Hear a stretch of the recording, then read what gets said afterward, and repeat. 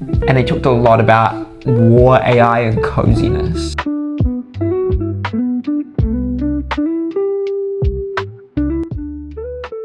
So it's been a few weeks since our latest market update, but fortunately this time we do have some things to tell you because we went to the Trade Me State of the Nation on Friday, which was blimmin' interesting. Brad Olson from Infometrics spoke to us, plus a woman who's a futurist. What a great job. I know, great title. And what were the things we learnt?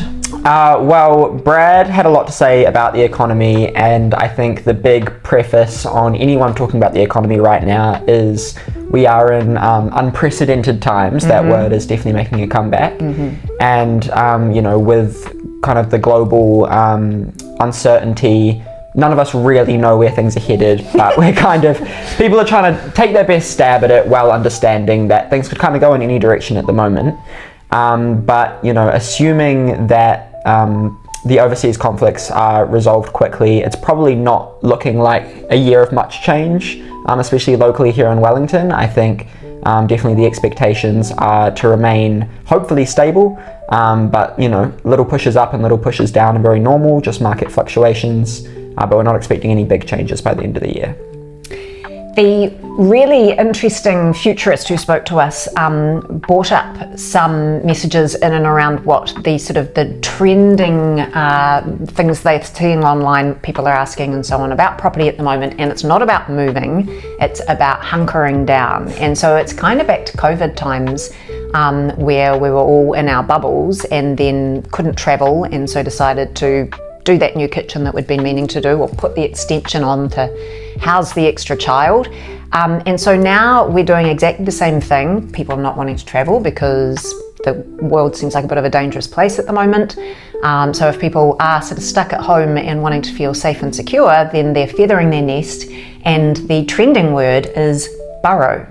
Yeah, and I think one of the things she mentioned, which was really interesting, is in times like this, the money that you save up to use on travel, people end up spending on home decor, and a new couch to make the living room more cozy, and more blankets to, you know, make it all feel more homely, which is slightly morbid, but unfortunately the situation we're in. But I can see that so true, because I feel the same. And you can stretch data to kind of show anything, but we're seeing in terms of mortgage rates, a lot of people going for a 2-year fixed as opposed to floating and 1 year, which we've seen a lot of in recent times. So that could indicate people seeing, you know, the current interest rates we have is a good time to lock in, and just being a bit more uncertain about the future and where things could be going. And I think another thing that, you know, we're seeing that also tied into a seminar put on by Cotality is that the first home buyers are obviously the biggest market at the moment in terms of transactions.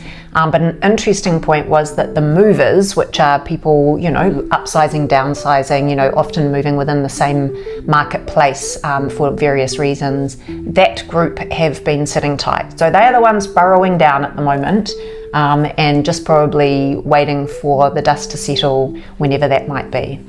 On some more positive news for buyers out there who don't love going to open homes and interacting with us real estate agents, there is a new technology that was talked about at the Trade Me seminar that we went to, where you'll be able to send an AI agent of yourself out to go view properties on your behalf with the real estate agents, where you don't even have to go and see it yourself, and the AI agent will decide whether it's a property that would be worth your time and looking into, which is a interesting dystopian development that we're keeping a close eye on at the moment.